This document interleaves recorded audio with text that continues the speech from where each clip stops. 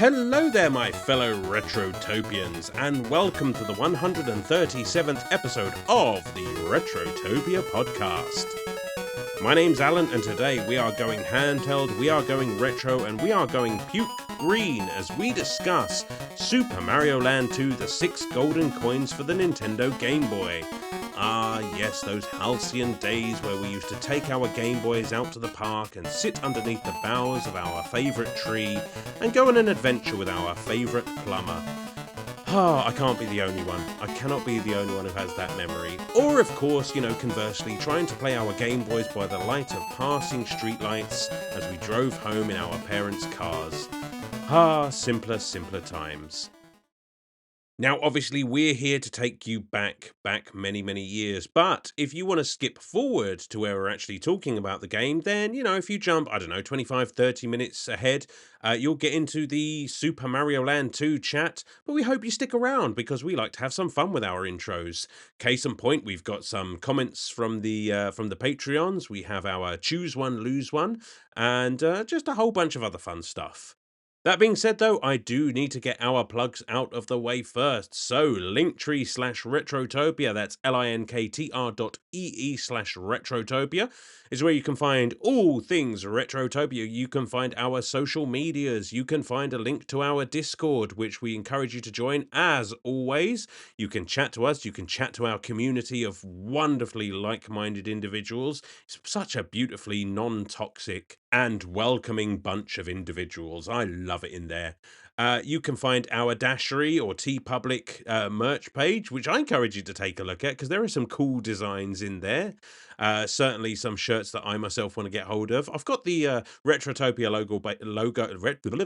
Retrotopia logo baseball cap or trucker hat, whichever you want to call it, which I've just been wearing today in the midst of this crushing British heat wave that we're having at the moment. It's been absolutely ridiculous, and I am drenched in sweat as we speak.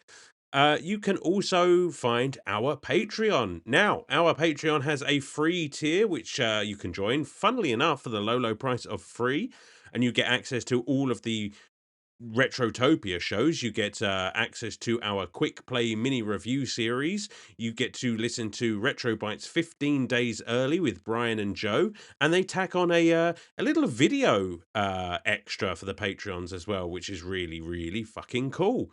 You get to write in, comment on the show, play Choose One, Lose One, talk about the game that we're discussing in that week. And Brian has just messaged me and really fucked up my flow. Thank you for that, Brian. I'm just going to put my phone over here so that sexy bitch doesn't distract me anymore. You can also vote in polls, which we have one going on at the moment. It's our RPG poll for the 150th episode of Retrotopia. There is definitely a front runner at the moment, but it is neck and neck. So there's still some time to vote in that if you want to go and see what that's all about. And yeah, that's about it.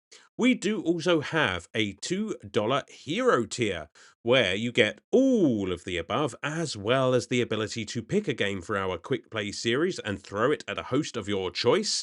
So one of those games from the echelons of your past that you just really feel like somebody here would deserve to play, or a really shit game and you just want to give us a headache. Those are some of my favorite episodes because they afford me the chance to play games that I would never find by myself. So I just finished one last night, in fact, for a quick play that it has taken me months and months to complete, and I'm looking forward to recording that episode at some point. You also get access to our New Game Plus, which is a modern review show where we take the retro out of Retrotopia and just talk about some of the modern games that we've been playing recently, and that's usually on about a monthly basis. That being said, something that is available to everyone at any tier of the Patreon is the ability to write into our 9-bit banter box, which is, I'm told, culturally elegant.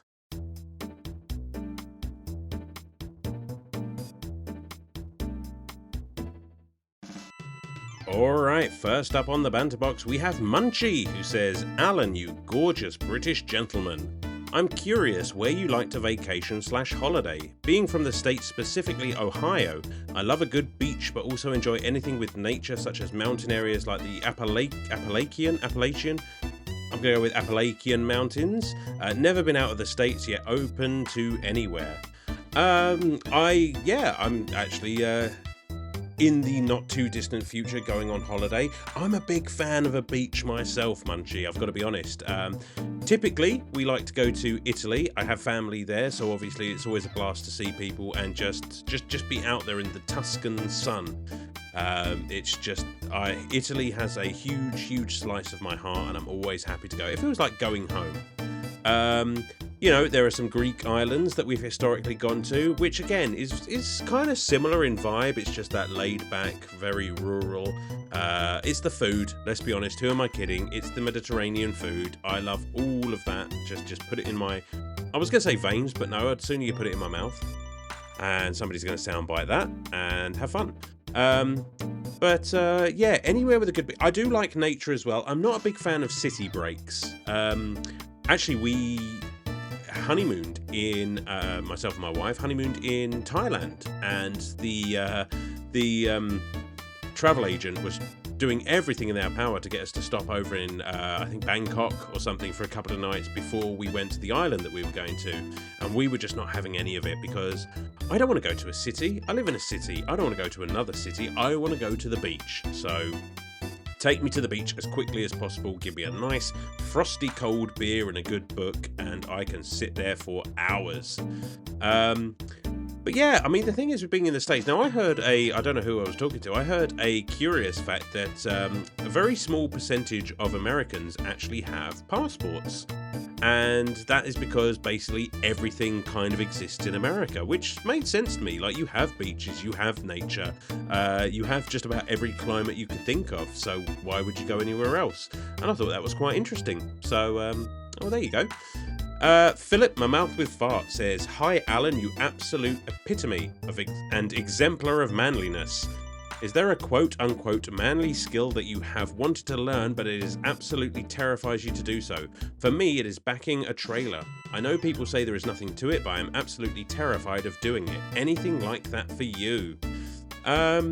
Exemplar of manliness. I mean, I like to think that I'm fairly capable as men go. I'm always willing to have a go at DIY. I'm always willing to just try and figure it out. I've tried my hand at electronics, like wiring, DIY tiling. I mean, basically, if there's a job that needs doing around the house, I'm not afraid of getting the old hammer out and giving it a go myself. So I think that's fairly manly. I'll be honest with you, and I'm gonna bare my soul here, and I don't know, maybe I'll lose some respect for me, but I mean, that whole backing a trailer thing, I assume that's something to do with driving. And if that's, having a trailer on the back of your, that would terrify me. Because you know what, Philip? Do you know what terrifies me? Is driving. I've been trying to learn to drive for quite some time now, and I am absolutely terrified of being in control of a vehicle. I don't know what it is. It's just, there are just too many things, too many variables going on in my head. The steering wheel, the indicators, the mirrors, the pedals, all of that shit going on. And it just seems like too much for my little brain to comprehend. So I'm going to keep at it. I'll maybe try again next year and see where I get. But it's always, and I know it's just something that everybody does except me, but I am terrified of driving. So there you go, Philip. You know my deepest, darkest secrets. Blue Yoshi 94 says, "Alan, give me your top 5 Master System games, please." Oh, let's have a little think about this. Top 5 Master System games. I love the Master System. I'm going to say Wonder Boy 3, The Dragon's Trap, which is a great little, as far as the Wonder Boy games go, it's undeniably the best. Phantasy Star has got to be on there, because as far as RPGs go, that is, I think, better than the original Final Fantasy.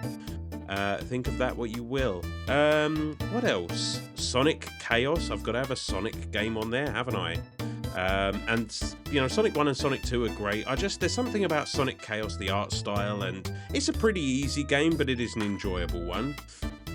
What else? I've completely forgotten every single Master System game I've ever played now. So what I'm going to do is I'm going to kill for time while I am going to go with, probably something like Shinobi, maybe the Cyber Shinobi, or just the original one. TBD on that one.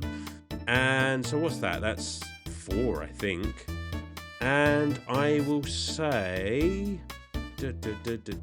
something like, and this is going to sound really stupid, but Castle of Illusion starring Mickey Mouse, because that's one from my childhood that I could beat, and it just has it's a great little platformer, kind of like DuckTales on the NES, and yeah, I've just got a huge spot in my heart for it. I think that was 5. I kind of lost count there, so there you go. The Incredible Hooli says, Alan, what are your top 3 favourite vehicles from gaming? I think my number 1 would have to be the Warthog from Halo. That's a good choice. Who doesn't love the Warthog? Who doesn't love trying to stick the Warthog where it don't belong? Stick the Warthog where the sun don't shine. 3 favourite vehicles. It depends. It depends on how I can stretch the definition. I mean, the first thing that comes to mind, undoubtedly the best, is the Normandy. Can I have spaceships? I mean, they're vehicles, right? Can I have the Normandy? You know what? My answer, I'm going to take the Normandy. What else? Probably something along the lines of... I quite like Samus's ship, but that's another spaceship, so that feels a little bit cheap. I should probably try and go for something a little more grounded. Oh, I know, Metal Gear Rex, because I fucking love Metal Gear Solid, and who wouldn't want to walk around in one of those things? So Metal Gear Rex, so that's 2. And then I kind of like your Warthog idea. I think I want a car, and I don't know if it's necessarily a favourite vehicle, but it's probably one of the ones I've spent the most time in. So I'm going to go for whatever you get from the Catch a Ride from Borderlands, because simply it's more or less functionally the same as a Warthog, but it's in Borderlands, which I prefer to Halo. Sue me. Where are we? Dragonborn says, Alan, I joined this Patreon specifically for 2 reasons. The first is to tell Brian that I specifically skipped the Time Switch episode just out of spite, because I'm sick of hearing him talk about it. Or I am sick of him talking about it. The second is I have to know what are your absolute must-have Dreamcast games. I have had one in my collection for a few years now and only have a handful of games including Speed Devils and Army Men Sarge's Heroes. Yeah, it's time toggle round here, I believe we call it, and I don't know what he's going on about. This fucking Chrono Trigger he's always going on about. I've never played it. I've never even heard of it. But yeah, he really needs to slow down on the old time toggle talk. No, he's gonna kill me for that. Fucking Chrono Trigger is the best, mate. It's such a great game. It deserves all of its praise. Dreamcast games. Now, embarrassingly, I never got the Dreamcast back in its day. It's only something that I've had after the fact, and I don't have the biggest collection of games for it myself either. That being said, I have to shout out the Shenmue games, because there is a reason that they're held as being as revolutionary as they were. I mean, they're slower games, but there's so much going on. And if you think about it in the frame of when they were released, they really were quite revolutionary. Sonic Adventure 1 and 2, obviously, I have to say that, it's me. What else? I mean, you can't go wrong with a bit of Jet Set Radio or Crazy Taxi just for some of that cool Sega fun. You know, Sega, just that edgy, that's what I was looking for, edgy Sega fun. I'm trying to think what else I've played on it. There was Omicron the Nomad Soul, which is a bit of a sleeper. It's a weird game, but has a fantastic sort of body-hopping, fourth wall-breaking concept that I found really quite endearing. So, you know, that might be a bit of a sleeper and worth checking out. I've got a question for you, though, Dragonborn. I keep hearing about this Army Men Sarge's Heroes, and just having a look at it, it doesn't look all that great, but I keep hearing people talking about this game and saying that it's actually really, really good. Is that something that I need to get involved with? Something I need to add to my collection? Let me know. I'll be interested to hear from you. What else we got? Brother Retro says, hello there, you big, beautiful British buffet of a buffalo. Fucking nailed it. I haven't been around as much as I would like to be lately, and I feel like I really miss the gang. We miss you too, Brother Retro, but don't worry, you always have a home here. So my question is, how are you? How's life going outside of the podcasting world? How's the real Alan? I hope you and the boys are finding life absolutely superb. Many blessings to you and the Retrotopia family. Brother Retro, that is some wonderful, wonderful positive energy that you're putting out there, and I really appreciate that. You are just a really positive guy. You know, we love that about you. Um, I'm okay, mate. I mean, honestly speaking, there is a little bit of burnout, you know, between podcasting and life and audiobooking and all the rest of it. It just feels like there aren't enough hours in the day. And it sounds stupid because, you know, podcasts only go out once a week, so it doesn't feel like it's going to be that big a deal. But, you know, there's a lot going on at the minute. So, but as I say, got a holiday coming up. Very much looking forward to that, and that's going to be a really good way to just reset the old battery there and come back fresh and ready to take it down. Whatever it is, I don't know. Just take it down. Take down the world. But thank you for asking. That is very kind of you. Yeah, we're good. We're good. You know, we've got loads of episodes planned, loads of games to play, and I feel like we're really. I mean, I feel like we've been hitting a stride for a while, but I feel like we're really cooking at the moment. So it makes me feel proud to see how far we've come. Thank you, Brother Retro. And the big deal says, what life lessons have you personally taken from the Ron Swanson Pyramid of Greatness? I'll be honest with you, I remember the Ron Swanson Pyramid of Greatness, but I don't remember everything that was on there, so I did have a little refresher to remind myself. And there are 3 that stand out to me that I feel properly represent me as an individual. Number 1, torso should be thick and impenetrable. I like to think I've got something of a barrel chest myself, so that one applies. BO, cultivating a manly musk puts your opponents on notice. You know, when I've been recording in this booth for a while, you know, it does, you know, it can get a bit whiffy here, but I'm gonna wear that as a badge of pride. And my personal favourite is buffet. Whenever available, choose quantity over quality. See, this is the one I agree with the most. Because if you're at a buffet, it doesn't matter how good the food is. The name of the game is to eat as much as is humanly possible, make the shop owners, make the restaurant owners regret their decision to ever make it all you can eat. And to establish dominance, I think, you know, going up for multiple plates just shows everyone, you know, that you are not to be fucked with. So, yeah, buffets. I could go for a good buffet.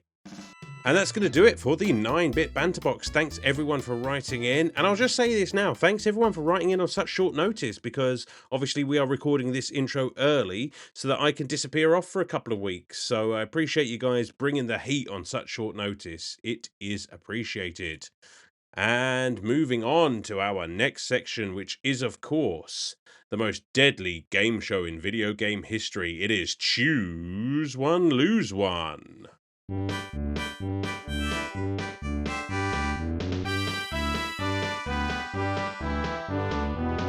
Ladies and gentlemen, roll up and choose your power-up from the game of the week. You pick a power, we pick a consequence. It's Choose One, Lose One, the game where everyone's a loser. Alright, let's see what we've got. We have got the incredible Hooli, who says, I'll take a giant Mario-shaped statue that I can go inside for my backyard. Yes, fine, you'll have a Mario-shaped statue in your backyard, but that just works as a target, because now, every week or so, you're going to be attacked by Bowser. He's going to come and fuck up your shit, probably take your house, you know, like in Mario Galaxy. So you're going to have to go on a big adventure to get your house back, all because you had to have a Mario statue in your back garden. Munchie says, can I just get a modern remake of this amazing game? Done, Munchie, but it's on the Virtua Boy. So enjoy. Blue Yoshi 94 says, I want 6 golden coins. You can have your 6 golden coins, but that's all you can have. You can't have any other money. So hopefully the 6 golden coins are enough for whatever you need, because you're never going to earn another coin as long as you live. Kind of feels like an inevitability the way the economy's going these days, right? Perhaps 6 golden coins is all any of us will ever have again. Let's see. Brother Retro says, I choose to have my house to be a giant operational version of myself. Operational. All right, you can have a giant version of yourself sitting there in your back garden, but the problem is it looks exactly like you. Which good looking fella as you are, one of the best looking fellas in the world, and it's not just me saying it, everybody's saying it. Um, People flock from miles around to come and see your statue, and now you can never leave the house again because you will be instantly mobbed by crowds of adoring fans, and a normal life is just something you can no longer have, Brother Retro. And I'm sorry, maybe if you weren't so damn good looking. And Duckman 39 hang on. Duckman 3986 says, I need the bunny ears slash hat to fly from place to place in my life. Is that a contradiction? Duckman, you can't be a duck and a bunny, can you? You'd have the monopoly on Easter that way. Um, Okay, I'm going to give you the ability to fly from place to place, but I'm going to give you a crippling fear of heights. So you have a very stylish hat that you're too afraid to use. Hopefully you conquer your fears one day, in which case, if you do, come over and see us. We'll go out for a drink. And that's going to do it for Choose One, Lose One. Thanks all for playing as always. We're going to move on to our next section now as I look at the clock and realize that I am overcooking this intro quite a bit. It is, of course, me. Or is it? For the gentleman's interlude.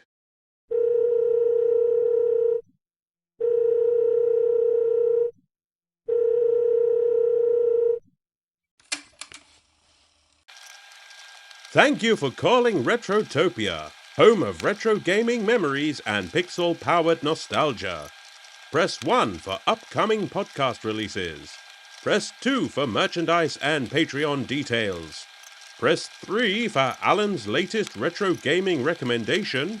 Or press 4 for Mario information. Or stay on the line to leave a message after the tone. You have selected Mario Information. Excellent choice. Today's featured game is Super Mario Land 2 6 Golden Coins for the Nintendo Game Boy. Released in Japan on October 21st, 1992, and shortly after in North America and Europe, the game was developed by Nintendo R&D 1 and published by Nintendo. This was the sequel to the original Super Mario Land, but everything here feels bigger, stranger, and far more ambitious. Instead of simply rescuing Princess Peach, Mario returns to discover his castle has been stolen by a greedy rival named Wario, making his first appearance in the Mario universe. To reclaim the castle, Mario must collect 6 golden coins hidden across bizarre-themed worlds, including a giant toy zone, a pumpkin-filled horror world, and even a Mario-sized version of outer space. For a Game Boy title, Super Mario Land 2 was astonishing. The sprites were huge, the controls were smooth, and the level design felt much closer to the console Mario games on the NES and Super Nintendo. Players could tackle zones in almost any order they wanted, giving the adventure a semi-open world feel years before that became common in platform games. The soundtrack remains beloved among retro fans, and many players still consider it one of the finest games on Nintendo's original handheld. It also laid the foundations for the hugely successful Wario Land series that followed. Thank you for calling Retrotopia. Please leave your message after the tone.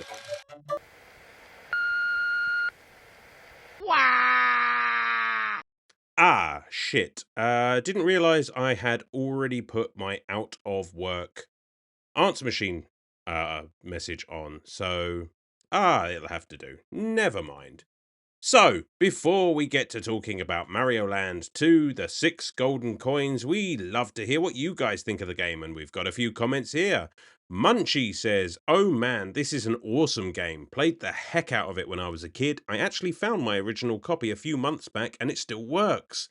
Get on it, Munchie. Play this game. It's not very long, and it is, I agree, it is awesome. It is never a bad time. I'm spoiling the review. It is never a bad time to play a little bit of Mario Land 2. And that's cool. I don't know what happened to my original copy. I need to track down a new one, I think. Blue Yoshi 94 says Super Mario Land 2 6 golden coins is a fun game. I like the idea of the Mega Man style. However, I have heard that final zone is way harder than the rest of the game. I think it's fair to say there is a little bit, not a huge, but a little bit of a difficulty spike at the end there. It is manageable, but the rest of the game is fairly easy, so it kind of trips you up, I think. But it's by no means impossible. Brother Retro says, I have fond yet sad memories with this game. I ended up trading this to some kid on the playground at my after school daycare for a Michael Jordan card that he promised was super rare and worth like $1 million. $1 million. The oldest trick in the book. When I told my mum she wanted to raise hell at the school, but my stepdad thought it was a good life lesson to teach me about patience and research. Well, it worked. Thanks, stepdad. Fun game though. You know what? That is a valuable, albeit costly lesson there. And I'm just wondering. I mean, that was in the playground at school. I mean, is that Michael Jordan card worth anything? You know what? Don't even look it up, just in case. That might be an avenue we don't want to go down. And Duckman3986 says, this one holds a special place in my heart. My family went to the beach one summer, and one of my childhood friends we vacationed with had this game, and we took turns playing it over the course of the week. After the trip, I knew I just had to have a Game Boy and this game. Happy to say my parents delivered later that year at Christmas when they got me my own Game Boy along with this game to play. Needless to say, I was one happy kid that Christmas. Duckman, that has just warmed my nostalgic heart because we've all had things happen like that at Christmas. And shout out to your parents for getting the assignment. You know, they nailed that one. Well done, Mr. and Mrs. Duckman. Yeah, absolutely, I agree with everyone. Thanks for writing in as always, guys. A lot of positivity, a lot of love for this game, and well deserved, I think. So without further ado, let's get into it. So, stick on some bunny ears and come count some coins with us as we talk about Super Mario Land 2, released for the Game Boy in 1992. Thanks for listening, thanks for writing in, thanks for just being you, and enjoy the show.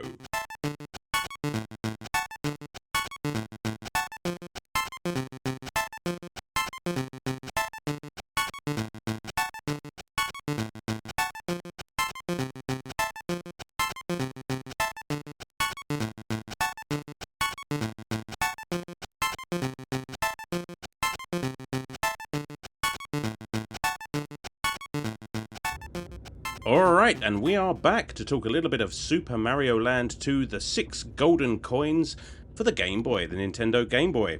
With me, as always, is the only man here worthy of his own island, complete with statue. It's Brian. Yay! There he is. And my evil mustachioed alter ego, Sam. How's it going, guys? Oh, pretty good. I was wondering where you're going to go with Sam, but the mustache is the proper choice. I'm so glad he's got the moustache back, because that joke wasn't going to land otherwise. Yeah, so that's true. Big up the soup strainer. It is quite a push broom. It is a glorious sight to behold. It is just as good looking as Super Mario Land 2 is for the Game Boy. And if that's not the best segue I'll do all show, I don't know what is. I'll allow it. Yes. And wait for applause. Guys, I don't know if we've covered Game Boy before, I think, right? I mean, Sam, I know you did Gen 2 Pokemon, I think. Mm-hmm. But we haven't done many Game Boy outside of the games. Pokemon, I don't think We we did some have. Pokemon. No. We've had some quick plays. Like quick plays. Yeah, sure. So it's nice to... Not only is it nice to show the Game Boy some love, it's nice to have a bit of a shorter game to play for the show. Because we managed to get this in and done. I think Brian's probably sitting there playing it as we speak. I am too. Oh, yeah. Well, there you go. So we're going to have live reactions. I mean, we'll do the usual, the history and everything, but I mean, I am as certain that you guys have a history with this game as I've been about anything on this show before. But Brian, go ahead, buddy. What is your history with Super Mario Land 2? I don't remember where I first played this, but I am thinking it was at a dentist's office because that was where they had a Game Boy when the kids were waiting for, to go through the painful process of having their teeth drilled. Now let me preface this with this guy was a horrible dentist, and he just did not put enough Novocaine into your lips or whatever, your gums, to numb anything. So getting a tooth filled was a fucking painful process. But there was Game Boy there. That's true. And we'd go a little bit early just so we could have some time to play some Game Boy. And I'm pretty sure that's where I played this game mostly, because I didn't actually own a Game Boy when I was young. Oh, okay. Oh, really? So, yeah, so that's my history of the game. I don't think I ever finished it until I played it to talk to Danny at Retro Wars about. Okay. Interesting. Okay, so that's late. So, yeah. Okay. It is quite late. Yeah, but better late than never. Sam, what about you? I actually did have this game. I didn't have an original Game Boy, or Fat Boy as we called them, but I had a Game Boy Pocket, and I think I got this for Christmas one year, and I had Super Mario Land 1, and I think that's why I wanted 2. But 2 is just I played the shit out of it. And it's like one of those games that I could beat it, and I would take it on vacations and stuff, like car rides, and play through it. Same with Kirby, actually. Like this and Kirby's Dream Land and Tetris. Obviously Pokemon. Just fucking love the Game Boy. So I'm really glad that we're taking some time to talk about it. Oh, absolutely. Like, the Game Boy deserves all the love because, I had, what was it, the Fat Boy, you called it? I did, yeah. I love that. With I the did cute actually green have one of screen. those back in the day. You know it. And Yep. that thing came with me everywhere. Everywhere. Like, I was glued to that thing. And, I'd like yourself, I'd played Mario Land 1 and played it to death. Like, it was one of the earliest games that I could beat. I think I did a quick play of that one somewhere in our archives. Yeah, you did. I did. Really early on. That must have been one of my first, I think. I think it was. But yeah, so I think it was. And I adored that game and played it to death. And then, yeah, I mean, again, I can't imagine when Mario Land 2 came into our possession, but it was the same. It was just... I just remember playing this game endlessly over and over and finding all of the secrets and just any spare chance I got, I would play a little bit of Mario Land 2 because it is such a... I mean, it's quite a short game. Like, you can do this within like an hour, maybe 2 at the most. So it is really just a... You've got a couple of hours to kill, sit down, play Mario Land 2, and you're definitely going to have a good time. And unlike the first one, it had that save feature, sort of almost a quick save feature, which I hadn't actually thought of until right now. That's actually pretty neat for a Game Boy game.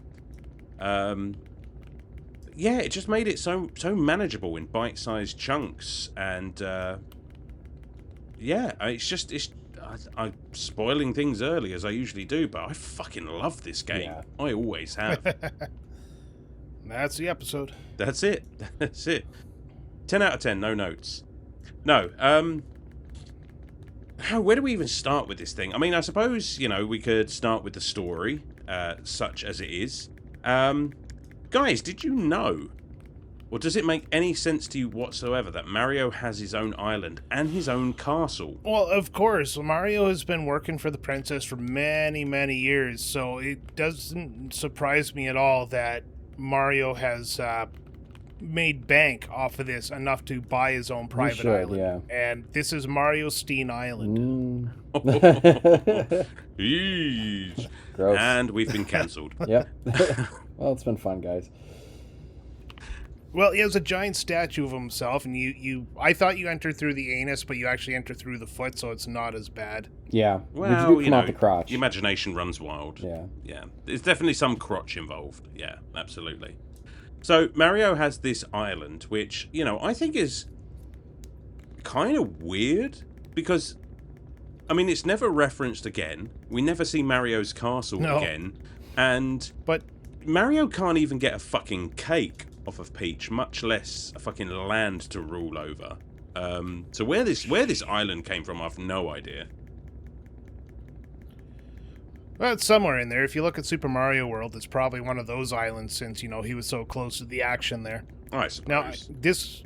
this came out just after Super Mario Brothers 3, right? Yeah, I think it took a little bit from that. I think it came after Super Mario World. I was going to say, I I really get Super Mario World vibes off of just like the character sprite, just kind of the design of the overworld. This feels very Super Mario World. Yeah, I think it's a 1992. Yeah, 92 game. So when did Mario World come out? 90 or 91? 91 with the Super Nintendo. 1990. Yeah, so there you go. So it's definitely taken the best parts of those games, and the leap between Mario Land 1 to Mario Land 2 is just insane, right? Yeah. I can't believe they were able to cram this type of, and sometimes they can't. I mean, we'll get into it a little bit, but this graphical fidelity on the puke green screen is just like, I mean, it looks and feels, maybe not feels 100%, but really gives that Super Mario World feel on a portable. Like, this is one of the best portable versions of a game, I would say. Just like, if we consider Super Mario Land 2 like a portable Super Mario World, they nailed it. Yes, 100%. And I don't think that's an at all off-base take, because I was playing this game just recently, because I didn't have to play this game again, but I wanted to play this game again for the show. And like I said, it's so quick, it's not going to leave a dent in your backlog. And just looking at this game, it's just like, yeah, I mean, as close as damn it, I mean, okay, without the colour, but it does look like a Super Nintendo Mario game. Am I crazy? Oh, yes, but not for this reason. That's fair. Yeah, that's fair. Oh. Yeah, Brian. Sorry, I'm stopping every once in a while because it is so damn hot and I need a drink. And also, you might have to carry this because Brian and I are both like, because we're both playing. Yeah. I'm on the... Well, you were kind of carrying it quite well, so I was like, why stop him? But no, it's... I can feel the Super Mario World vibes off of this game for sure. Like, it has everything that Super Mario World has. The Mario actually looks like the classic Mario as opposed to the first game where he looks like a misformed dot. Everything's bigger. It has the levels, the world map, all that kind of stuff. It definitely has that classic Mario formula that we all love. I only thought it was... Super Mario Brothers 3 just simply because of the time frame, not the time frame, but just kind of the graphics. So I forgot when the Game Boy was popular, but I guess it was popular all the way through to the Pokemon games, so it makes sense. Yeah, like 88 or 89 to like 90, obviously I can't remember exactly when the color came out, or not the color, but the Pocket came out, but it had, and the color, or God, I keep saying color. The Pocket is basically just a smaller version of the original Game Boy with a better screen. So if you consider it like the Switch Lite, kind of like same generation, slightly different hardware, but it's, man, what a run. It's like a 10-year run. Oh, absolutely. And, this many years in, they really had a good idea about how to develop for the Game Boy, I guess, because you do look at some of those early Game Boy games, and functionally they're absolutely fantastic, but visually, they do leave something to be desired. I love Super Mario Land, but I have to admit, not always entirely obvious what you're looking at, but it plays great. It plays fantastic. This game, it plays fantastic, and it looks fantastic to boot. I mean, Brian, what you said there about everything being big is, absolutely true. And I feel like you can run the risk of making things too big on a Game Boy screen, in so much as you kind of lose that field of view. But I think this game gets up to that line where it's almost too much, but is literally just a step before it, so it's fine. Yeah, no, it definitely does the graphics quite well. Everything looks like it ought to be. It doesn't conflate anything with the background, like the contrast, which is like something the Game Boy has to do when you use the original like puke green screen. Is you only have 4 colors, so you have to make everything contrast and match with those 4 colors. So Mario's very dark in the foreground where the background is very light. And that lets you see Mario quite well. And the level, everything you can jump on, the enemies, all that stuff, they're specifically designed to be contrasting. So it what you will hit you, what you can land on, what is, just artwork. Mm-hmm. So it's done really well, all things considered. And then, of course, this game was designed to work with the Game Boy Color, which I think came out roughly around this time. If not the Game Boy Color, then the Super Nintendo Game Boy I think thing. it was that. Oh, the Super Game Boy. Yeah, the Super Game Boy. So it definitely has a color pattern that's designed to be colored, and it's just fun. I like it. The graphics in this game are really good. Speaking of the graphics and the color, it's just kind of an interesting note. You get some kind of unique visual cues, because obviously if you don't have color, you don't have like your classic 1-up mushroom. You have a heart instead, because you can't have a green mushroom. How do you differentiate a mushroom? Yeah, you know what? That was actually something I was thinking of while I was playing. It's like, it's kind of neat how they solved the problem of like the fire flower by putting a little feather on his head. That's genius, right? And I'm glad you brought that up, because that's so true. Because that is legitimately a problem that they had. It's like, you can't change the color of the overall, so what do? And so he just kind of gets that weird little almost feathery kind of turban thing, which is just like, fuck yeah. I mean, that's such a tiny yet ingenious means of like solving that problem. Right. No, like if I were to think of how they were going to do it, I probably would have said something along the lines of, just reverse the colors on Mario. So, like his overalls are black and his shirt's white. I'd be like, black shirt, white overalls. But I have a feeling that probably wouldn't have worked as well as I think. It might have been hard to see. Maybe. So it's definitely a great solution that they came up with. Yeah. Oh, shoot. Yeah, you have to think that maybe it would have clashed with some of the backgrounds or something. I mean, they had to have considered it. Definitely. But... Oh, yeah. That is just such a cool... I mean, so we're in agreement this is...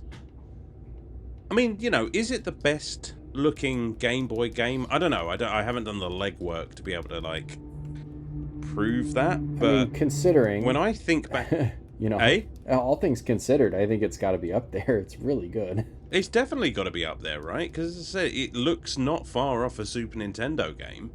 And when I think back to my childhood and the games that I used to play, it's just like, I can't think of many games that look better than this one. No, and that's the brilliance of being a first-party developer, is your software and your hardware, like, gangbusters. That's why PlayStation games work so well with PlayStation controllers. True. Yeah. So it's, if this game looked like ass and was made by Nintendo, it'd be kind of a black mark on their would be embarrassing. Otherwise stellar record, right? Yeah. And you know your hardware the best, or you should. Yeah, for sure. I mean, and there are other things that it takes from, Mario 3, Super Mario World, because we got a map screen, which is fun, and that affords you the ability to tackle levels in literally any order that you want. So I'm interested. You guys have just fired this game up to play as we're talking. Which way did you go? What did you pick first? I went right for Mario's anus. But like I said, it turned out you go through the shoe and then you open up the crotch. So you've been blue-balled right from the get-go. Yeah, I know, right? Like, I was really expecting to, just right up the old pooper shooter. And that's it. Not even buying I don't know why spaghetti. I remember it that way. Maybe I'm a degenerate. Well, I didn't want to say anything, but our HR department does want to have a word with you. Yeah, they do. What about you, Sam? I think the tree is kind of the unofficial kind of first level. So I usually start in the tree. But yeah, you can start anywhere, really. I mean, they're all accessible. The one of the worlds is a little hidden, but there's nothing stopping you from going and finding it. So yeah, it's kind of cool that way. Definitely there are some that I find more difficult than others, but overall they're not terrible. But yeah, I usually start with the tree. Same. I think that's the first one to... Oh, no, hang on. Now I have to look at a map because I can't remember. I think, is that the first one on the left? The tree, yeah. Yeah. Yeah, in that case, that Yeah, I would just be... went there. Yeah, that would be the first one that I do, because I tend to work my way sort of left and then clockwise round. And I think that's kind of, we do that because that's the way we read, and that's the way our entire Yeah. lives work. Everything works left to right, which is why, you know, Mario starts at the left of the screen, then goes right. But the odd thing is, That's true. The odd thing is, I typically go counterclockwise. So I go tree, and then I go turtle, that underwater, and then I go the little Mario robot, and then the Halloween world, and then the little tiny house. Well, there you go, you see, and that's again one of the great things about this game is you can tackle the levels in any order you choose, and if there's one you're just not particularly having a good time with, you can just leave and just mooch around, try and score some extra lives and what have you in other levels, and try again. But it ends up being like a Mega Man game. Once you learn the pattern, you always follow that pattern. Yeah. True. You ever play, like, what is it, Mega Man X? I don't follow the order that the guide recommends because when I was playing the game when I was young, I went through it in a specific order, and now I can only play the game in that order. Same with Mega Man 2. I always start with Bubble Man, and they always say start with Airman, and it's just, I can't start with Airman. I have to finish Bubble Man. Well, yeah, I mean, if you find what works for you, then why go changing? Exactly. And I suppose if you wanted to give yourself an extra challenge, like if you got bored, but if you're just looking for a satisfying playthrough, yeah, just go with what you know. It's just nice that you can. Right. Yeah, I mean... Oh, shoot. I lost my train of thought. But I did get all my 6 coins. I got my 6 coins, so there we go.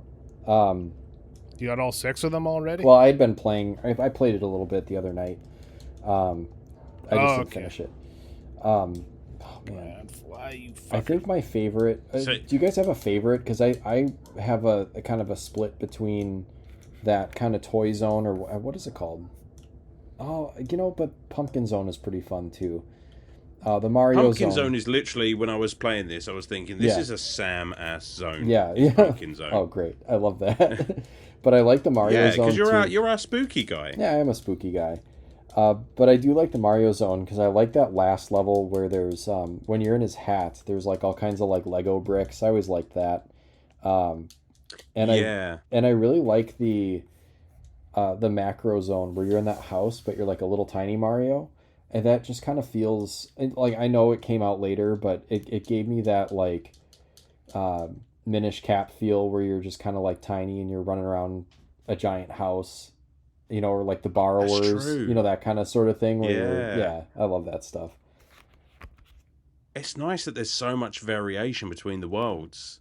It's just like you can have a mini world. They can do whatever my personal favorite is probably space.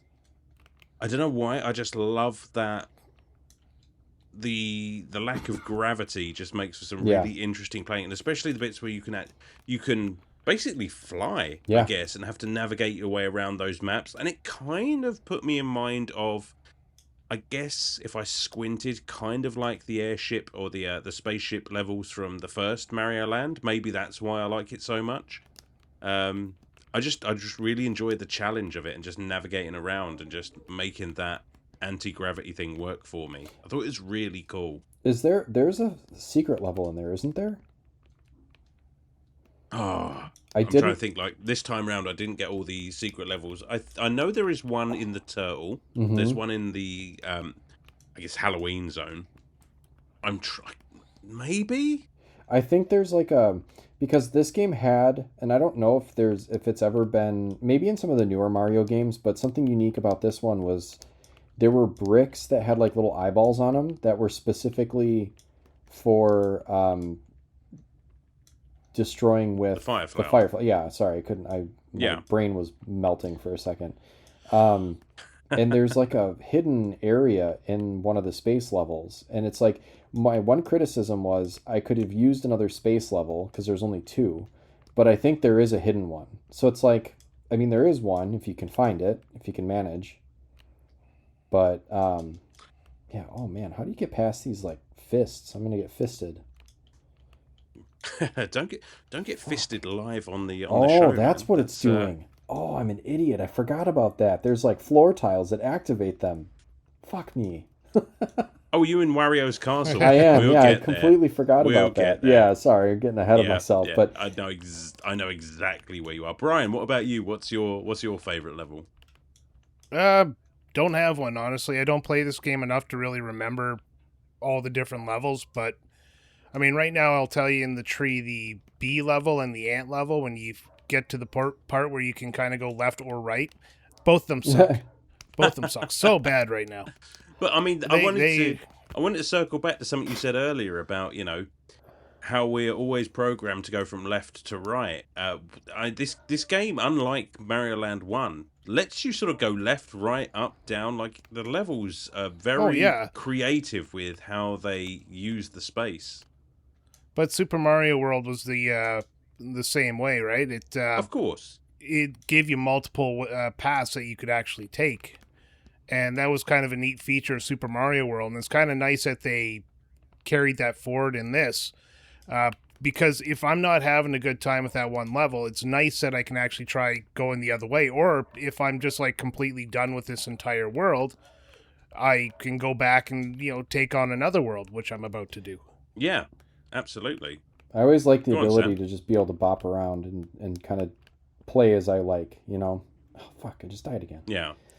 Man, I had a really good run on my first stab at the Wario's castle because this is actually a pretty challenging level. I got pretty far in it before I forgot There about those floor definitely tiles. there definitely is a bit of a difficulty spike at the end there. Yeah. I mean, because the individual worlds are actually quite short. I mean, by and large, there's usually only about 2 or 3 levels per world, right? Barring Yeah, any of the secret worlds or secret levels. Excuse me. And obviously a limitation of the hardware. They the fact that they gave us 6 worlds, but the worlds didn't have all that many levels in them, it's just like it's something that I can forgive because they could have just had, I don't know, 32 levels that were more or less the same, and it would have been fine. But the fact that they broke them all up, it's really nice that they put in that extra effort just to differentiate all of these zones from each other. yeah, and the levels themselves are not like marathons. They're kind of the nice size that a Game Boy always gave you. That you get to play the level, enjoy, but you don't have to sit there and pause the game or set out like 2 hours to get through the level. So Sure. I like this game. This game is very, I guess, like if I wanted to describe it as anything, it's kind of cell phone-ish because it gives you that instant, like you jump into a level, you play it, and then you can carry on with the next level. Like you don't really have to spend hours just sitting playing this game. You can digest it in small chunks. Yeah, it's very breezy. Just dip in, dip out at your leisure, and the game, as I said, remembers where you've been and what you've done. So you really can, and especially when you're playing on something like, because I played this, I've got it. I don't know why I don't have the cart of this. I thought I did, but obviously I don't know what happened to my original cart. But I had it on my 3DS. Um, I've got a few games from the old Nintendo store there on my 3DS, which, having just gotten it out recently, dabbling with Shantae at the moment. I've got the Mega Man collection on there, and it's just like, oh, hello, I'd forgotten all of this shit was on there, so that was neat. But yeah, I agree, it's a great one to just pick up and put down, which is kind of the staple of the Game Boy anyway. It really was just that nice, bite-sized, whenever you have a chance, handheld gaming experience. Probably why I love it so much. Yeah, if the Game Boy could do like modern consoles do and pause your gameplay in the middle of it, it would have Oh, been putting it awesome. to sleep. Sure. Yeah. Yeah, sleep But you mode. know That's what? what I'm thinking of. Rest mode, sleep mode. But it's like the levels are short enough that I mean, aside from Wario's castle, which is a bit of a slog, if you die, you have to go back quite a bit. But and that's I mean, it's the final level, so it's kind of like the nut up, section of the game. But Yeah. you know, dying at any point is not terribly inconvenient because you can jump right back in. You can replay levels, I think. if I'm Yep. not mistaken. So there are certain levels that are No, pretty good that's for true. farming lives. I found, which I think one of the ones in the tree. There's another one. I think there's a secret level that's pretty good if you can play it over and over again. You can pretty well farm, a good amount of lives. So, it's manageable. Absolutely. And this game is not overly difficult, and it is super generous with the lives. Because at the end of every level, obviously, you have that little bell high above the exit screen, which if you ring, you get the bonus stage, which is an excellent way of farming for extra lives. There are like two little mini games there, one of which is, press the button and see where your little fuse goes and you'll get an item. But that conveyor belt one is just a gold mine for extra Yeah. lives. Like, I was hitting 3 lives every time because it was like riding a bike. The exact timing of how to get them 3 lives is just ingrained into me. I may forget everything else in my life. I will always remember exactly when to press that button. Yeah, me too. It's just there. Yeah. And it's just, I mean, by the time I hit Wario's castle, I think I had something stupid like 59 lives, which is handy because, you will burn through a few just trying to get up to him. Oh, I got to him You just think now. you posted that in the Discord? I think I did, yeah. Yeah. It's just... I'm up to 8 lives, but I'm not exactly trying really hard here. No, but it's just nice that, the option is there. Like, you can really farm for lives. Yeah. The coins, you can actually go to that little hill at the start and exchange your coins for a chance for more lives as well. Oh, I didn't know that. Explains why I have 391 coins. That's it. Yeah, you can get a maximum of 999 and then just gamble them away because apparently Mario is okay with gambling. Yeah. I do like that. Aside from in other Mario games, obviously you've got the coins, you get the lives, 100 coins life, or 100 coin challenge in the 3D Mario games, whatever. But these, like, you just have like a running tally and you max out at 999 and then you can go play that slot and get some extra items, lives or whatever. That's just kind of a neat touch, I think, because if you're playing long enough, you will get to 999 coins and then you just go cash them in and then you can then it makes the coins matter. Yeah, because you do get...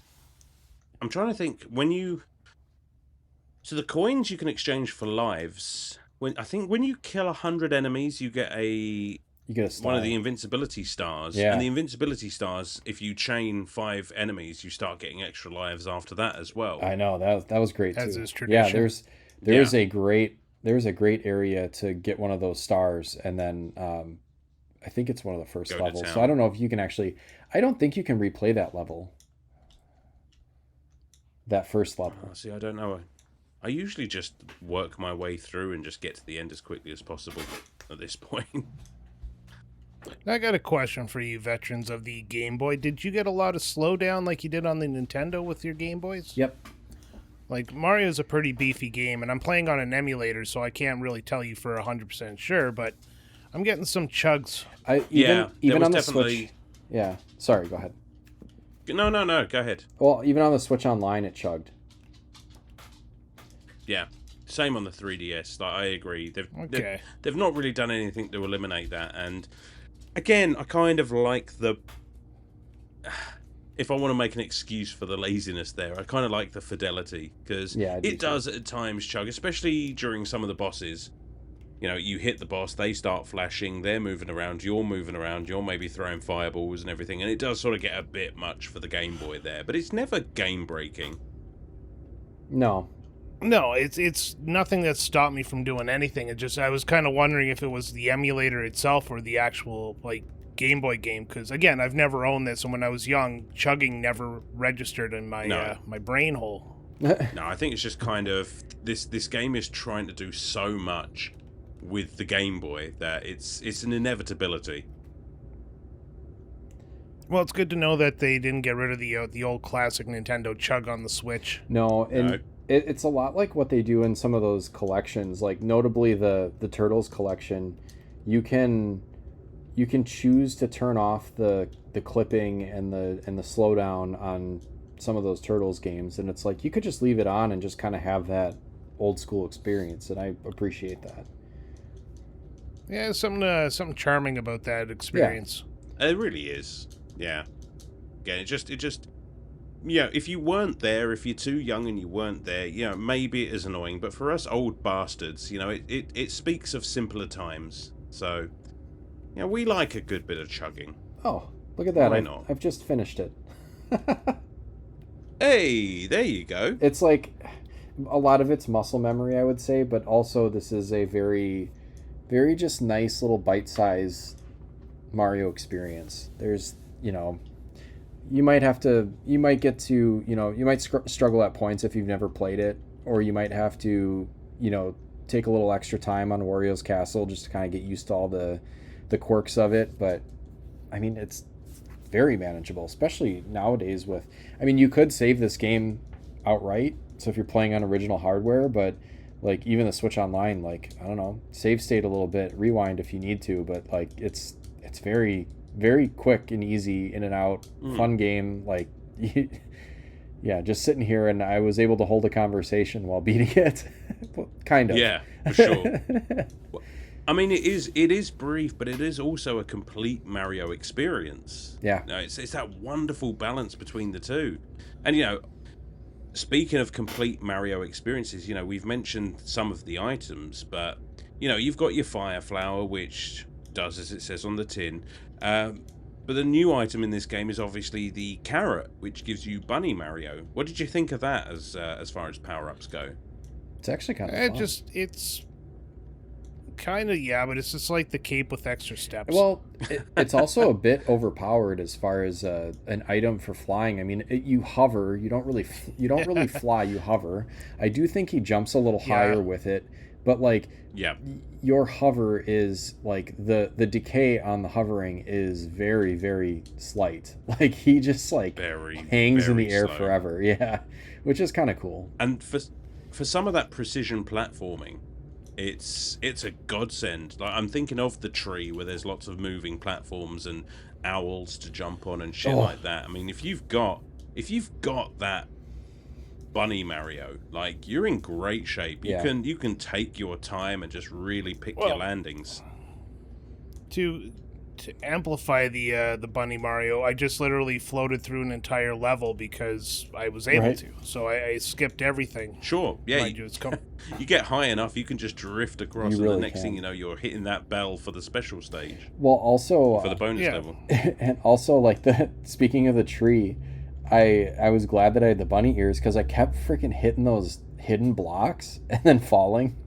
There's so many trap blocks in the tree that just are there to, like, you bump into it and like maybe a life comes out, but still, like, it does hinder your progress when you're jumping and then you just fall.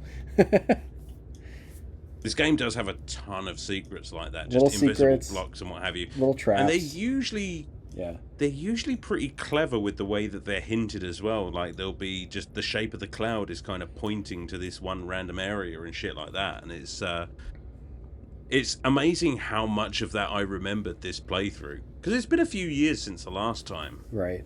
And it's just like, nope, yep. It's like they're traps, but they don't soft lock you ever. Like some platformers that aren't good end up kind of soft locking you sometimes because they just aren't well designed. Like, this has plenty of little traps and secrets in it, but it's nothing that's gonna, like, hinder your game. Like, maybe you won't be able to find a secret if you don't do something 100% correctly, but I mean, you can still complete the level. Yeah, absolutely. And then it just becomes more of a case of, oh, well, I beat the level, but I didn't get that thing that I wanted, or I didn't ring the bell, or, I kind of missed that special area that I was looking for. So it does give you the incentive to just try again. Yeah. It's just, again, so much in this Game Boy game. How you getting on over there, Brian? You winning? I just rage quit. Rage quit. I'm like trying to focus on two things, and I was in the tiny house there, and I was fighting that mouse, and I died, so I had to go back, and I get the mushroom, and I'm on my way back to the mouse again, and by the time I get there, I've hit a Goomba, so I'm small Mario, and I just just wasn't having it. So I'm just like, I'm just gonna quietly turn it off and not get angry over it. I will That's say, fair. yeah, some of those bosses are actually pretty challenging. Some of them are. It's not that he's challenging. It's that I continuously fuck up because the mouse, he goes into the pipe and then he comes out and you have to jump on him. But if he goes up the wall, he has a pointed nose. And if he gets on the ceiling, he's going to dive bomb you. And that's where he was getting me, was with the dive bombs, because I'd be stationary instead of running and I wouldn't accelerate fast enough. Which is, I guess, another thing about this game that kind of really, it doesn't bother me, but it's just different from Mario's before it, is Mario's really floaty in this game. Yeah. Even without the carrot power-up, he floats when he jumps, and it's not lazy. It's just like it feels like he's lazily jumping to wherever he's going, and when he's stopped, he actually has an acceleration time. And it's just, I get it. It makes it more realistic in a game that's not really realistic, but it's just, it feels different than other Mario games, like especially Super Mario World. But then again, I grew up on Super Mario World, so maybe I'm conditioned to that type of Mario. I find even the new games, I find Mario's really floaty, and he has grease on the bottom of his shoes because he can't stop. The jumping, the platforming and the jumping is a little bit different. It does take some getting used to. So I think, like, oh shit, where was I going with that? I'm just like losing my train of thought left and right today. And you've already beaten the game, so you can't blame that. Oh no, right? Yeah, no, right. I can't use that as an excuse anymore. But yeah, I agree. There's definitely some oddness to the platforming, and when you throw in, if there's one or two enemies on screen, or they've fired a projectile or something, that slow down, you have to factor in. Also, yeah, here's what I was thinking. Like, sometimes the jumping, there's like a very specific amount of running that you have to do to get that high jump. I think some of the Mario games on console are a little bit more forgiving, where if you're holding run, you can pretty much jump high with very little to no running. In this game, like, you do have to get a little bit of a running start, because I would be jumping and expecting to go up and over something, and then just like, no, like slowly like run into it. It's like fighting Wario. There was one time where I was just like, I was trying to jump over something and on top of his head, and I was like, I got this fucker. And it's like, no, you don't. you are far short. I wonder if that's a conscious decision by the developers, though, because I agree that this, for all intents and purposes, it does play like a Mario game, but it is just different enough to be noticeable, and it is down to the momentum. Like in those Super Nintendo Mario games, like, you will fly. Even the NES ones, like, once you start going, you are going, and like you can clear a screen with a jump. And I wonder if they've faster than Sonic. Well, I'll debate that, but I wonder. You always got to try it, haven't you? I wonder if that's a conscious decision to slow things down so that the Game Boy can keep up with the changing backgrounds and the changing, like, because there is a lot of detail in all of these levels, and I'm wondering if that's just a processing thing. Think of the refresh rate of a Game Boy screen, because it's not as fast as a CRT TV. It's using digital in a time when digital wasn't really, the mainstream. So you probably have to slow it down so that the screen can actually, display the frames as it goes along. So Yeah. I'm going to do something I promised I wouldn't and type on my keyboard here. I mean, that's exactly what I was thinking, just expressed far more intelligently than I could. So, thank you, tech guy. Okay, you know what? Oh, wait. The original Game Boy, as well as the Game Boy Color and Game Boy Advance, render at approximately 59.7 frames per second. So 60 frames per second. That excuse I just gave was just debunked by my own Google search. Well, God damn it, Brian, you didn't have to look it up. Well, yeah, but, put some credibility out there. I mean, I can make up great stories all the time, but if I'm wrong, I'll admit it. This is now a somebody would have well-researched podcast. God damn it. Yeah. Now we're actually going to have to do homework and shit. God damn it. I was never very So good at I have that. no idea why the game would be this slow. Maybe it's just because it's aimed at kids, where the Game Boy was very popular with parents to give to their kids. It was screen time in the 90s. True. And it's slower so that the little brains of these kids that haven't fully developed can play the game too. Also works for me at 42, 41, whatever I am years old. So, because my brain is not all that quick either. So, I appreciate it. I appreciate that. Yeah, let's talk about some of those bosses, actually, while we're on the subject. Obviously, 7 bosses in this game, 1 for each world, and then Wario at the end, who we've not really, gone into, but we'll get there. Did you have... I mean, I'm assuming, Brian, your least favourite was the mouse. Any favourites, any least favourites? I like the pigs. The pigs are fun. I like the pigs. That's the- exactly what I was going to say. The pigs always were real tough for me, because it's like sometimes timing the jump when they roll and they get faster can be a little difficult. And sometimes you can use, if you've got just the mushroom or the fire flower. Well, first of all, if you have the fire flower, you're really good. I mean, you can pretty much stun lock them and kill them. But if you are relying on jumping, you can use that kind of. It has that Super Mario Land twirl jump that allows you to kind of drop a little faster, I found. Oh, yeah, by pressing down. That's right. Mm-hmm. Yeah, I never actually used that on a boss, but that's actually really clever. No, I'm a big fan of the 3 little pigs. I think that's a great fight. That's a fun And again, if you've got that bunny Mario, you are golden, because you can just pick your spot. You don't even have to time your jump. You can just float until you think you're ready and just drop like a stone. But that is a great little boss fight. Some of them are a bit samey. Yeah, They're all very They're all very just like jump on it 3 times and done. But I wouldn't expect much more from a game like this. I mean, well, it's Mario in a nutshell. Look at the Koopa kids there in Super Mario Brothers 3. But each one had a different design. It's always 3 and everything had a different design. There's a witch, there's a bird. It's not your garden variety. Like, there are Goombas in this game, but I mean, we didn't talk about the enemy variety. Like, most of the enemies are just jump on them and kill, but there's a lot of I guess like sprite swapping. There's different ants. I mean, when you get to that macro zone, there's a level where there's like an ant with a rocket launcher. There's an ant that has spikes on it. There's one with a little helmet that throws boulders at you. It's fun. It is, and they're so detailed as far as the sprites go.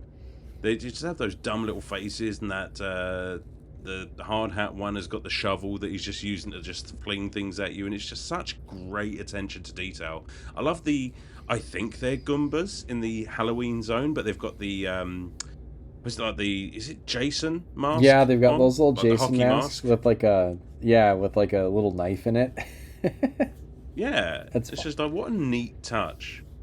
Yeah, I mean they're basically Goombas. They just are all just kind of not even palette swapped. They're like sprite swapped. Yeah. Yeah. It's a great little bunch of it. I mean, there are some bosses, just right to left, get above them, kind of like Tatunga. I'm not a huge fan of the Tatunga fight in space, even though it's my favourite level, because it is just, he swoops down. If you're above him, just dropping him and just... There's kind of a way to cheese it. Tatunga's he was the boss of the first game, wasn't he? Yeah. And then Mario traps him on his island and forces him to, fight him all the time. Well, I mean, and that comes back to the story a little bit, because obviously, we've been dancing around Wario for a while, but apparently while Mario's off in Mario Land 1, his childhood rival Wario comes in and steals his island and uses magic, which is something that I don't know that has ever been shown that he's had since, to basically take the island over and force all of these creatures to do his bidding. So God knows why most of these were here on Mario's island in the first place, but I guess he's just called in the heavies. Yeah, fair enough. Yeah. I know this is the first appearance of Wario as well, but I kind of love how they took him away from trying to make him like the anti-Mario or something like that. He just became such a beloved character that they decided instead to make him do WarioWare, all these mini games, and those games are fun. Like, I like how they took this bad guy and just turned him into a goofy character. And I didn't really realize there was that kind of connective tissue between Mario Land 1 and 2 with that little space guy with whatever his name was. What's his name? You just said it and I forgot. Tatunga. Yeah, Tatunga. But then Mario Land 3 is Wario Land, right? Like you play as Wario. Yeah. Like there is a progression between Mario Land 1, 2, and 3 on the Game Boy, and I think that's pretty cool. Criminally, it's one of the games that I've not played on the Game Boy, and that's Mario Land 3, and I really need to. Well, there we go. In the spirit of us planning episodes in an episode, that'll have to be one that we get to at some point. Complete the trilogy, quick play, main show, and it'll be a new game plus. New game plus. This brand new game that. Hey, it's new to us, right? Well, you guys may have played it, but yeah, we're like I've never played it. We're like fucking Kingdom Hearts. We're just going to release like the series on all different platforms so that you have to go everywhere to find them. Oh God. Why not? But it is a great game, and I love that. I mean, because it's kind of, Wario as a character, it's that old thing about he's basically the evil form of this character, but he gets really, really popular. So now he's, I guess, an anti-hero, and we've seen it a million times before. Venom comes to mind first and foremost. He's Mario's Venom. Right? Yeah. But he is cool. I'm a big fan of Wario. Oh man, I'm lukewarm on him. Is that game not on the Switch Online? Oh no, there it is. Okay, I see it. Oh, What was that, 3? Yeah, it was actually one of the first games they released, I think, on the Game Boy when they came out with that. Have any of you played any of the Wario Land games? I have not. I have never played a Wario Land. They're a good time. Like that one, I've not played Wario Land 2. I have played Wario Land 3 and 4. 4 is very good. That's a Game Boy Advance game, if I remember correctly. They're a good time. Definitely worth playing. And it all started here. And Mario's Castle, as Sam can recently attest to, is a bit of a difficulty spike. Oh, yeah. And that boss fight is pretty fucking cool. I like what they've done there with that. Yeah, that was unique. I had forgotten that. I was like, yeah, I know you fight Wario, and I beat him pretty much right away. I was like, oh, that was easy. But then he ran out of the room, so I was like, oh, is there more stuff going on? Yeah. So you basically you fight him the first time, then you fight him the second time, and he gets to use your power ups against you. You also get to use them. Genius. Yeah.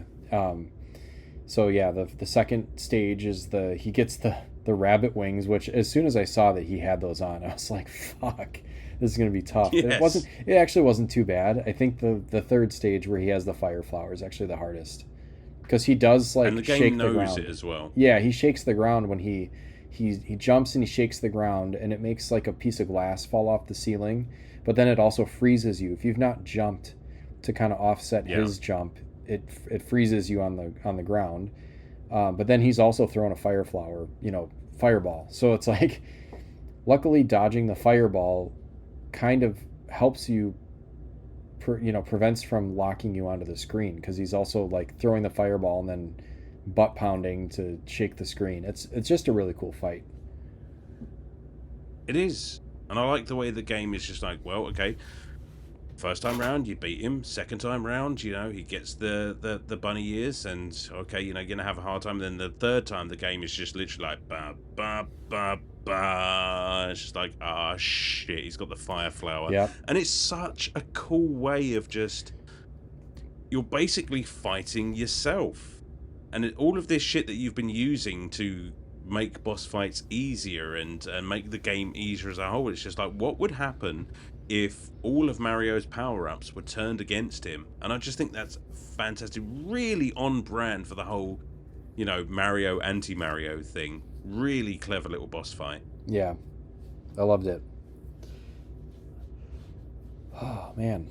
I was just looking at a Let's Play of the Game Boy Color version of this, the DX version.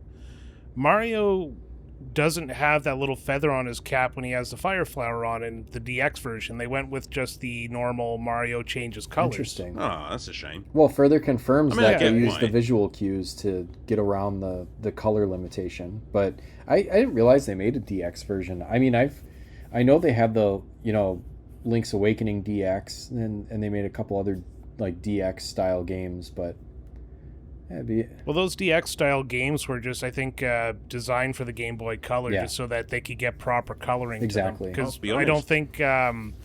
think the way the Game Boy Color worked is it took one of those 4 colors and translated it into like another value or something like that, or the game had to have a color value on it. I'm not 100% sure. Wouldn't that be insane? I don't think they...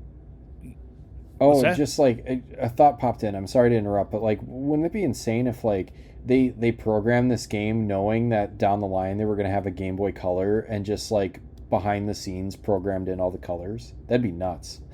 Oh, they probably That's cool. did. I mean, it's not beyond like the realm of possibility. If this game came out in '92, the Game Boy Color was right around the corner. Yeah.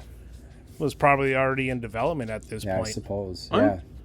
I'm going to have to query that because I'm having a look and I can't find Mario Land 2 DX anywhere. Well, then maybe it's like... Is that like a ROM hack or something? Maybe it says Super Mario Land 2 DX 6 golden coins Game Boy Color long That's a play. hack. Oh no, it is a hack. Never mind. It does look very good though. Oh, then I would all that love to give that a speculation goes try. out the window. Yeah, but why, if you hack it, would you change the feather to have like? Don't change stuff if you're gonna hack the game just to make it color. Fuck off. I would like to see that game in color though. I It might does have to look- look that up. There's a And screenshot if of it. Looks Nintendo are good. listening, I am absolutely not going to do that and ignore everything that I've just said. Don't want to get sued after all. Just putting it out there. Can I say I really, really enjoyed both Super Mario Land 1 and 2 had such great like box cover art. With I've the- actually got Mario Yeah. Land 2 up in the games room. I've got a massive poster Oh, of, that is such a great of this game fuck. up I'm on jealous the wall of of the that. games room. I'm so jealous of Well, that. I got it. It was one of those things I had like Nintendo points to use. Yeah, or exactly. Something, and I got like 3 posters. This, they were all Game Boy posters. So it's this, Link's Awakening, and Metroid 2. I'm so but I jealous of fucking those. Love the artwork. God damn it. So good. When you did that, it was a couple of years ago. When you did that, I went on and I checked my points. I was like, fuck, I have a shit ton of points too. But the only, like, all the stuff I wanted was sold out. And I ended up, now, granted, I like Pikmin, but, like, I ended up with some Pikmin decals, which are great. I love them. But, That's cool. and then also, I don't have a pair of Crocs, but I got the little, like, what do you call those, like, little giblets or whatever that you put in your Crocs? I have Pikmin ones. Oh, the charms, yeah. Yeah, Croc yeah. charms. Croc yeah, charms. Yeah. I just don't have Crocs. But I have those Well, things. one day. One day one day. I'm gonna rock some Crocs and get get my little Pikmin charms out on there. And you're going to look fresh as fuck. Oh yeah. Everyone loves So I guess that everyone leads loves us- a 40-year-old man in Crocs. Fuck yeah. Hey, fuck off! I wear Crocs all the All time. right, sorry. And we love you. Hey, I mean, I remember one time I was at the grocery store and I was walking by and this kid, teenager, he's just like, nice Crocs, man. I just looked at him and go, yeah, they're in sports mode. And I lifted the back of my jeans up and I had the strap on the back because it was like, it was fall. So I walked into the grocery store and it took me way too long to register that he was actually making fun of me. Oh All no. I'm getting from that is you flashed your ankles at some teenager. Yeah. Yeah, that's true. That's, Yeah. I'm gonna ooh, lock you up and throw away the key. yeah. No, it just, I don't know. They're so goddamn comfortable. And you can thank Idiocracy for that because they Oh yeah, that's right. were the ones who actually bought a shit ton of Crocs in order to find the dumbest looking footwear That's they could. actually really funny. And it became popular. I love I that.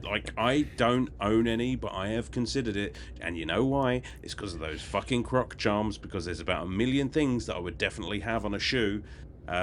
I just haven't pulled the trigger on actually buying the shoe. Like Pikmin. Yeah, you know what? You try them on, it's like walking on little fluffy clouds there, and then all of a sudden you realize you're so old that you don't give a shit what anybody thinks about you. So you get the cool looking ones, and then when you need something to slip on just to go down to the pub, the Royal Oak, if we may, why not? you just put those on. Do you know what? If I gave a fuck what anyone thought about me and what I do in general, I definitely would not be on the internet podcasting about video games. That's true. That's true. And hey, if you're gonna go to the pub in your Crocs, they're at least easy to wash when you throw up on them. Exactly. I don't drink enough to throw up at the pub. The wings cost too much. I can't throw those yeah, what a waste. Win. Just like a finger in my mouth to stop it from like throwing up, and I swallow it back down. I was like, oh no, you don't. Oh So man, have we gone off topic? We have. Yeah, I think it's a good point to start wrapping it up. Let's bring it back. So we've got our Crocs, we're going down to the pub, we're going to get our drinks, and we're going to put on the jukebox, and we're going to listen to some of that sweet, sweet Super Mario Land 2 music. How about it, guys? It's pretty decent. Segway? Especially for... Yeah, that was a good one. But especially for, something that is on the Game Boy, first of all, and is as kind of graphically and... the game is, we've said it's a short game, but like for a Game Boy game, like there's a lot here. There are 6 worlds, as short as they are. They are abbreviated versions of like a Super Mario World, but there's a lot in this game, and for them to be able to kind of get some decent music going, I mean, good on them. I think it's fucking charming. I think the soundtrack in this game is brilliant. It just takes me back. It's just so nostalgic. And yeah, like you said, they could have just recycled the same tune over and over and over, but each world does have its own identity. It's great. Yeah, they didn't just take Mario music and just, port it to the Game Boy in a lesser version of that. They did come up with some unique kind of little tunes for this, and I also like when you start a boss battle when it does that like dur dur dur dur dur dur. That literally just triggered me. Wonderful. Brian, music. Yes, sir. Well, I was listening to it I wasn't listening to it. It was on mute, so I don't really remember the music, but I know Mario games tend to have really great music. And I'm just kind of popping into the wiki right now. I'm just trying to see. Kazumi Tokata. Not somebody I recognize, but I don't know. Like, from what I remember when I did it with Retro Wars, I did enjoy the music. It's really good considering, how gutless the Game Boy really is for sound. And to make it work, you just have to make it catchy, and that's what it was. It was catchy. It was classic Mario music. 100%. And I love the fact that you're literally the kind of guy around here that would know a composer. Like, we've got a touch of class here at Retrotopia with Brian. Like, I just literally have the wiki open and I read it off the wiki. I'm trying to glaze him, and he just come on. I don't like taking credit for reading. Like, hey, you should take credit for reading. Most people don't. Yeah, fair point. What you reading for? Yeah. Well, this guy did Mario Paint. He did the 6 Golden Coins. He did Legend of Zelda: Link's Awakening, Wave Racer 64, Yoshi's Story, Animal Crossing, Luigi's Mansion. We've talked about his music a few Wave Race times. 64 has a great soundtrack. Holy fuck. I don't know if I've even played that game. Wave Race. It's a good game. There's a quick play on that one too. It's an older one, but it checks out. Yeah. It's still good. Water physics, they're to die for. Oh my god. It really is. Right. Before we spin any further out of control, let's land the plane. So, in order to sum up our final thoughts, unless anyone has anything else they want to say? No, sir. I'm going to go with Brian.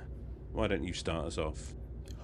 Oh my. Well, let's talk about Super Mario Land 2. Let's talk about the game that sat in your lap while you're waiting to get your teeth drilled, and you had to go, talk to the lady at the front counter. That's how I remember this game. It's fun. It's a Mario game. Like, what can you say against a Mario game? I don't think I've ever played one that I haven't, enjoyed. I'm talking classic Mario, not, Mario's Missing. But this game has everything you want. It has everything that Super Mario World had and does it really well. It has a theme, like you're on Mario's Island, you're trying to find the 6 golden coins to get back Mario's castle after fighting Wario. Like I said, I remember the soundtrack being good, and again, it's a Mario game, so the soundtrack is typically good. I don't think I've ever heard a bad Mario soundtrack. Again, not Mario's Missing, which is going to take a lot of strays in this, just to defend my overall Mario stance. But the gameplay is fun. Mario's a little bit wishy-washy on his jumping. The carrot adds a little bit of control to that, which is quite nice, but you only really have the 2 power-ups, and it's good in a way that you're not overburdened with a lot of like different power-ups in the levels. You either know you need a fire flower here or you need the rabbit ears or the carrot, and that adds to the fun of the game. The levels, the like tree level gives you a way to branch off, and if you can't finish one level, you can go off to the other side and you can take on that level. But if you're also getting frustrated, you can walk away from it for a bit and go tackle another world. You could actually do all the worlds right up to the boss and then tackle all 6 bosses back to back to back to back to back and go, take on Wario afterwards. So it's a lot of stuff you can do in this game. And like Alan said, it's easy to get lives, so you can play forever. It doesn't have that like old school arcadey, you only have so many lives and we're not going to give you any more until you stuff quarters in the machine feel to it, like some old Nintendo games had. There is a timer in this game, like every old Mario game. It counts down, but I never ran into a problem where I even got close to running out of time. You're given plenty of time. The worlds are small, the levels are small, and it's a great bite-sized game overall. I enjoyed the theme. It introduced the world to Wario, who's like a very iconic character nowadays, and it led to the WarioWare games, which are just absolutely fantastic. As for this game on the Game Boy, I'm going to give it a pretty high score. I'm going to give it a solid 9 out of 10 because it is probably one of the best Game Boy games out there, and for a reason. It was developed by the people who made the Game Boy, and yeah, it's better than the first game, and honestly, it's better than some of the newer Marios I've played, and those games are pretty good on their own. So there you go, 9 out of 10. Outstanding. Sam. All right. Go ahead. Very nice. What do you got? Brian continues to surprise me with giving higher scores than I think he would. Sam, you're a 10 out of 10. Yeah. That's not surprising. That's higher than I thought, too. I'm like a 6 at best. Yeah. Oh man. Then I'll be your 9. Hey. Yeah. Nice. I will not beat around the bush. I love this game. I played it a lot as a kid. I think if you're playing it now for the first time, it might not feel as accessible because, like we've mentioned, Mario feels a little off in the platforming, but that's either whether it's by design or just because Game Boy. I mean, those are 2 perfectly valid explanations, but once you get used to it, I mean, you are just off to the races, and this game provides so much. It's so imaginative. I just looking at it now, I kind of took things for granted as a kid. It's like, yeah, it's a Mario game and whatever, but just kind of really looking at it from kind of a more, I don't want to say artistic, like I'm some artist, but from an appreciator of art. This is a really cool and imaginative game. There's so much here that, the level themes were not just like, this one's a fire one, this one's an ice one. There are no ice levels. That's pretty freaking cool. I mean, there's an underwater level. Yeah, I never even noticed that. I mean, there's an underwater level, but it's not completely swimming. There's one where you're like in a submarine that's sunk in, and there's some swimming and platforming mixed in. So I just really think all of the different worlds and levels are very imaginative and creative in their design. I really like the kind of what did I call those before? Not palette swaps, sprite swaps for like the Goombas. Like, they're not all just mushrooms. They're little hockey masks with knives in them, and little little different ghosts and pumpkins and little witches. I'm really focusing on the Halloween world, but there's little aliens and little craft and just so many different enemies that just like, man, they didn't have to design all those, but they did. All the different ants, like there's an ant, but then there's, the bazooka ant and the construction ant. They're all different ants. So, yeah, lots of secrets, fun power-ups, decent soundtrack, a little slowdown, but it's not terrible. Again, any game that has slowdown, you just kind of account for it, and it takes some getting used to, but it's just part of the game. Man, I played the hell out of this as a kid. I had a blast with it again, just playing through it a little bit the other night and finishing it up while we were talking about it. I'm gonna give this a 9.5. It is very close to a perfect game. And as far as a Game Boy game, I think just looking at it as a Game Boy game, I think it's a 10 out of 10. Just looking at it as a video game as a whole, I think it's probably like a 9 or a 9.5. Beautiful. And this is the benefit of going third in these little discussions here, because most of everything has already been said. So I've got the easiest job going. I also get a good glimpse of what your scores are going to be, so I can just see, do I agree or disagree? And there are things I agree with, there are things I disagree with. I will disagree with Sam about the accessibility of this game. I think this game is fantastically accessible, as much as any other Mario game. But again, that could just be down to familiarity bias, I'll admit that, but it is just such an easy game to pick up and play. And by and large, it's certainly not the most challenging of Mario games, so it is really quite a good way into the series, if that's certainly back in the day. It's a gorgeous looking game. It just pushes that Game Boy to its absolute limit in terms of like visuals, in terms of music. The gameplay, I think I would say it is tight. It is tight, it's not as fast as some of the other Mario games, but again, I think it does what it needs to. But I will agree that the creativity of this game is just off the charts. They really swung for the fences with this one.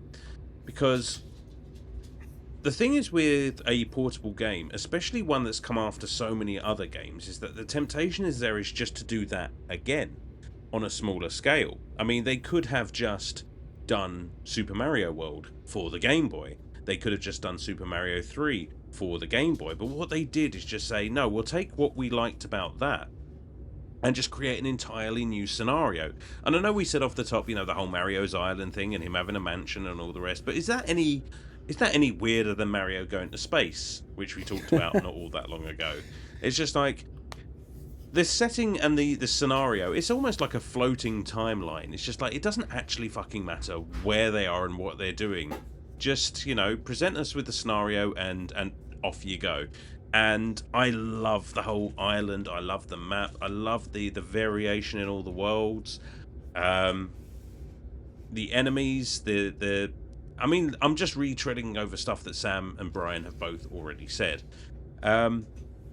It is just such a nice little bite-sized game that is not going to have you tearing your hair out. And it's something that I've mentioned to both of you guys. It's just that it's so nice to have a couple of short and quick and easy wins amongst some of the other games that we've been playing. Like, this is a game that I absolutely encourage you to pick up on your Switch, or, if you have an old Game Boy for that proper nostalgic feel, like, absolutely pick it up and give it a go. I guarantee you'll probably have it done before we finish this podcast. It is almost certainly a shorter game than we've been talking about it for, but it is just so much fun. I'm gonna go up there as well. I'm gonna sit next to Sam, I think, and give it a 9.5 as well. Just one of my comfort food games that I just love to go back to every couple of years or so. Just not even a palate, calling it a palate cleanser is doing it a disservice. It is a fantastic game in its own right, and I think it should be played by everyone. And that's all I have to say about that. Agreed. Man, as a Sega kid with a Game Boy, this was my Super Mario World. You know what? Yeah, I can get on board with that. Yeah. I can get on board with that. And you know what? It's not it's not a million miles away from Super Mario World in terms of quality. No, it really isn't. For what one did for the Super Nintendo, this did for the Game Boy. Yeah. Same thing. Really elevates handheld gaming, I would say. Like between, a game like this, a game like Pokemon, like just took that little piece of hardware that is, not the most powerful thing in the world, but really got the most out of it. Yep. Agreed. I agree. Hell yeah. So that's it for Super Mario Land 2, the 6 golden coins. Now, I have thrown a complete and total spanner in the works as far as our recording schedule has gone, because through the magic of podcasting, we are recording this before Detective Pikachu, but it is coming out after Detective Pikachu. So I hope that episode went well. I am in a state of complete temporal confusion. But that's not unusual. That's just my normal state of being. So, what have we got next? Because it's not Detective Pikachu. I think, unless I'm mistaken, that Brian is taking the microphone because I'll be on a beach somewhere. I think it's your ranking episode next, Brian, is it not? Yep. Yeah, it should be the ranking episode next. As I take on I think it's 11 mainline Assassin's Creed games and slot them into where they belong. Damn, I mean, I haven't played 11 of anything. I've played 16 Final Fantasies of the main I line. definitely have not played all the Final Fantasies either, and that's one where it's just like I'm probably closest on that one, but nope, I still need to start 13 too. 13-2 or 13 as well? 13 as well too. 2 also as well, in addition to.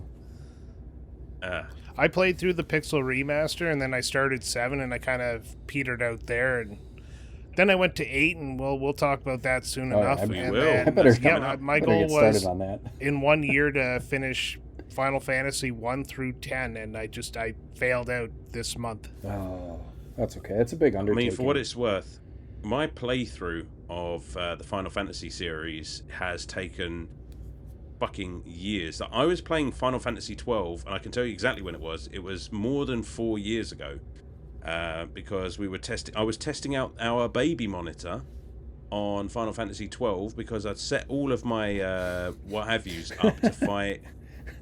What the fuck is that? Oh, the people listening to this will know that one secret boss in Final Fantasy 12 that takes literally hours to play. So I would just set everything up and just walk away and just make sure all of my team weren't dead on the baby monitor. So I can't think what it was. Tiamat, maybe? Don't quote me on that. But there we go. Go on. Yeah, I was going to say, I do have a plan to revisit 12 and 13 simply because I need to give them another shot to see if they're better. Same. 13, I know I'm probably not going to enjoy. I've given that one a couple of shots, but 12, I don't know. 12 always starts out okay and then just dies within like the first couple of hours for me. Well, just think of Snow's theme in 13. Snow's theme, Brian. There you go. Yeah, you get to hear it once. But we are not talking about Final Fantasy yet. We are talking about Assassin's Creed next time, which I'm actually very excited to listen to because I know I have my opinions about what game goes where, and I'm really interested in hearing what Brian thinks of the series. What's funny about the list, and I'll preface this right away, is that there really isn't a bad Assassin's Creed. There's just a less good. I agree with that, 100%. Okay. As a diehard fan of the series, I absolutely agree with that. Looking forward to playing one someday. Well, we've got one coming up on the schedule. That's in the right. not too distant future. So you're going to dip your toes into the world of ass creeding. But until then, that's going to do it for Super Mario Land 2, 6 golden coins. Guys, thank you as always. And thanks to everyone else who's been listening. This is actually the last show that we three will be doing, because from this point onwards we are going to be replaced by our evil mustachioed doppelgangers. So thanks for listening, guys, and game on.